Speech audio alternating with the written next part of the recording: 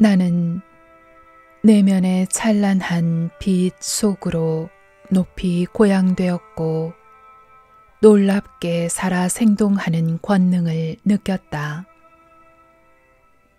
나는 황홀감과 환희에 충만하여 이 권능이야말로 모든 피조물의 존재를 부여한 진정한 창조자임을 한치 의심 없이 알았다. 이 찬란한 내적 조화와 평화, 그리고 그 아름다운 순간 위에 아무것도 더할 필요가 없는 완벽한 충만감이야말로 바로 창조계와 존재의 생명을 주는 실제 창조적 권능의 본성이었다. 광야에 있을 때 내가 보고 깨닫고 인식한 것. 나는 의식적 지각에 또 다른 차원으로 올려졌고 그것은 나로 하여금 생명과 존재에 관한 진실을 깨달을 수 있게 했다. 나는 인간의 생각 중에서 무엇이 맞고 무엇이 틀렸는지를 생생하고 분명하게 보았다. 나는 내가 경험하고 있는 이 창조의 권능은 무한하고 영원하고 보편적이어서 하늘과 바다와 땅과 살아있는 모든 것 너머에 모든 공간을 채우고 있음을 깨달았다. 나는 그것이 마음의 권능임을 깨달았다. 그것은 마음의 창조적 권능이었다. 이 마음의 신성한 창조적 권능이 존재하지 않는 곳은 일점도 없었다. 나는 인간의 마음이 신성한 창조적 마음으로부터 나왔으나 그것은 단지 태양에 의해 밝혀진 촛불에 지나지 않음을 깨달았다. 가끔씩 내 육안의 시야는 영적으로 너무나 고양되어서 바위와 땅과 모래를 꿰뚫고 볼 수 있었다. 이제 이것들은 미세한 티끌들의 아물거림에 지나지 않는 것처럼 보였다. 나는 그 어떤 것도 실제로 경고하지는 않다는 것을 깨달았다. 그러나 그럴 수 있을까 하고 의심을 품는 순간에는 그 현상 속에서 일어나고 있던 변화가 멈춰버리곤 했는데 훨씬 나중에야 나는 다음을 깨달았다. 나의 생각에 확신이 강하게 스며들기만 하면 그 티끌들의 아물거림, 현재 과학이 말하는 전하를 띤 입자들 속에 변화가 일어나게 할 수 있음을, 그리하여 바위에든 내가 주시하고 있는 무엇에든 간에 그 모습의 변화를 일으킬 수 있음을 말이다. 이때 비로소 나는 하나의 명령이나 아니면 하나의 신념을 말할 때조차도 확신이나 흔들림 없는 믿음이 환경에 얼마나 강력한 힘을 끼치는지를 깨닫게 되었다. 그보다 더 놀라웠던 것은 내가 목격하고 있었던 그것은 모두가 사실은 신성한 마음 그 자체의 창조적 권능이 미세한 티끌들의 아물거림 속에서 가시화되어 나타난 모습이라는 마음 문을 열어젖혀주는 우주적 의식의 깨달음이었다. 그뿐 아니라 그 모습은 인간의 생각의 작용에 의해서도 깊은 영향을 받을 수 있었다. 나는 우주에는 견고한 것이 아무것도 없음을, 눈에 보이는 모든 것은 다양한 의식의 상태를 현상화시켜 보여주고 있는 것임을, 그리고 그 의식의 상태가 티끌들의 아물거림에 조직과 형상을 결정한다는 것을 깨달았다. 그러므로 모든 외적 형체란 내적 의식의 표현물이었다. 생명과 의식은 하나이고 같은 것임을 나는 깨달았다. 이것은 생명이다 라거나 저것은 의식이다 라고 말하는 것은 불가능했다.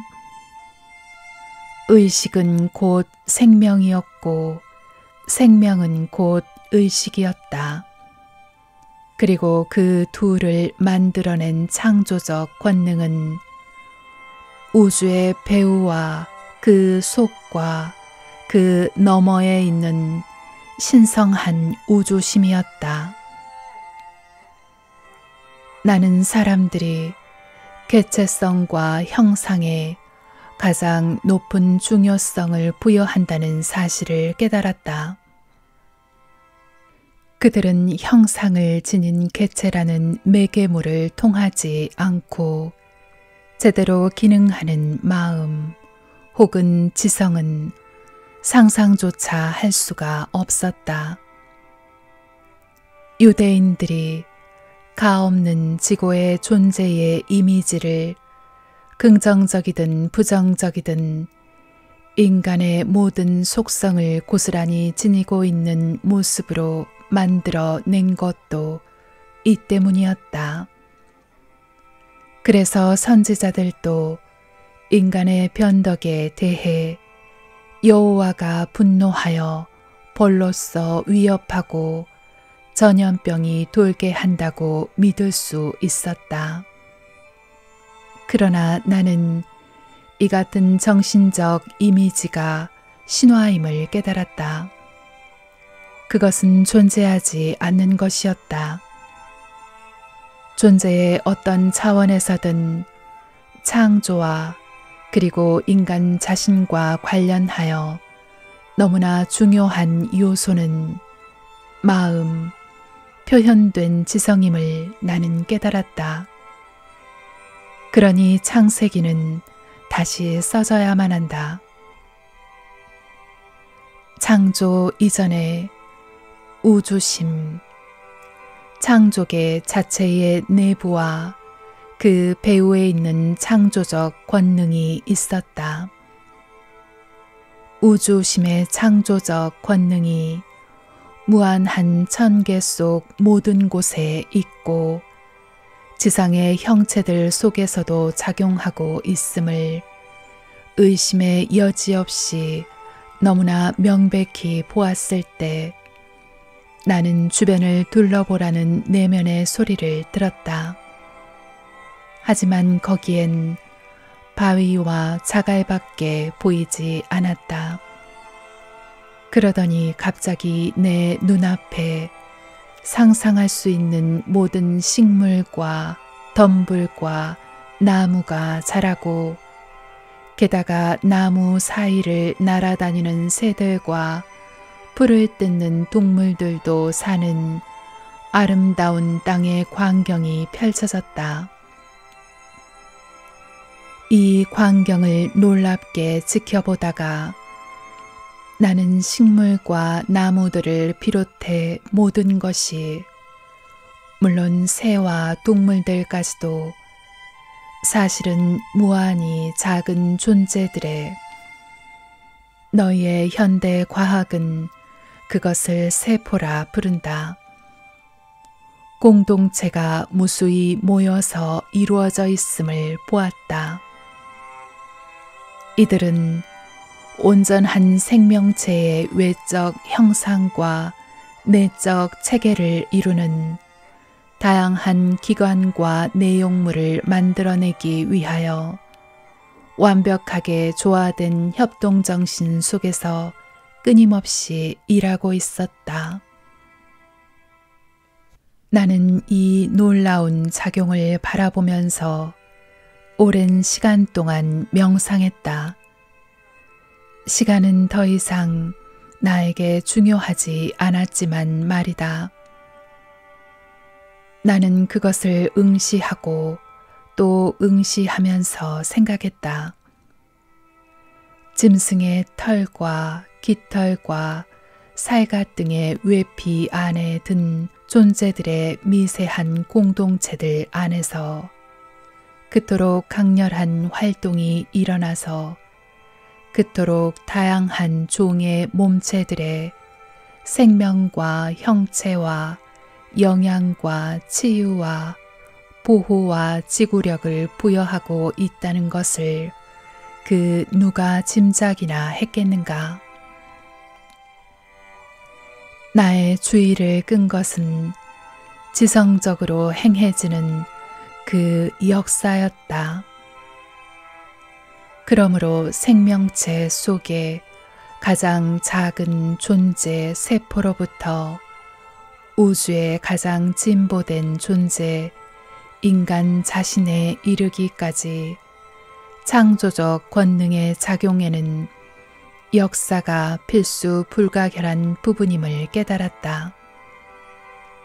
궁극적으로 모든 생명체계 내부에서는 모든 일이 창조물에 대한 계획과 설계를 담고 있는 신성한 창조적 권능의 지휘하에 행해졌다. 나는 이 계획과 설계가 실제로는 의식체이며 그것을 말씀이라고 부를 수 있음을 알게 되었다. 그 말씀 하나하나가 아주 독특한 의식체를 상징하기 때문이다. 그리하여 창조적 권능의 의식 속에 있던 최초의 말씀이 가시적인 세계에 화연하는 것이다. 말씀은, 그러니까 의식 패턴은 신성한 창조적 마음 속에 남아있다. 자기만의 의식 패턴을 끊임없이 낳으면서 그때 나는 우주의 만물은 우주심의 창조적 본능 속에서 살아서 움직이며 자신의 존재를 띠고 있음을 볼 수 있었다. 우주심의 창조적 권능은 무한하고 영원하며 형상을 띠고 개체화된 모든 화현들의 배후에 있는 진정하고 유일한 실제였다. 세상의 만물이 이 지상의 신성한 마음의 창조적 권능으로부터 나왔으며 또한 그 안에 있음에 내 마음은 찬양으로 충만해졌다. 인체를 포함한 모든 생명체들 속에서 끊임없이 끝도 없이 일어나고 있는 이 모든 은밀한 활동은 경탄스러웠고 어떻게 그토록 미소한 단위체들이 구체적인 계획에 따라 그토록 지성적으로 역사하여 나무 둥치, 잎새, 꽃, 열매, 곤충, 새, 동물, 그리고 인간의 몸을 한치 오차도 없이 만들어내는지가 궁금해졌다. 그때 나는 창조적 권능이야말로 우주의 모든 지성적 작용의 근원임을 더욱더 분명히 깨달았다. 인류가 지성을 지니고 있다면 그것은 오로지 그것을 모든 존재의 우주적 근원으로부터 가져왔기 때문이다. 그뿐 아니라 신성한 창조적 권능은 언제나 어떤 근본적이고 정확한 건축 원리에 따라 역사하는 것이 보였다. 나는 보았다. 인간이 세상에 내보이는 자신의 뚜렷한 성격과 특정한 본성을 지니고 있듯이 창조적 권능도 특정한 본성, 뚜렷한 성격을 지니고 있었는데 그것은 모든 생명체들, 나무들, 동물들, 새들, 인간들이 조직되고 유지되는 방식 속에서 분명히 감지될 수 있었다. 나는 창조의 과정 속에서 명확히 관찰할 수 있는 이 원리와 성격들이 모든 존재를 지배하는 고정불변의 법칙임을 보았다.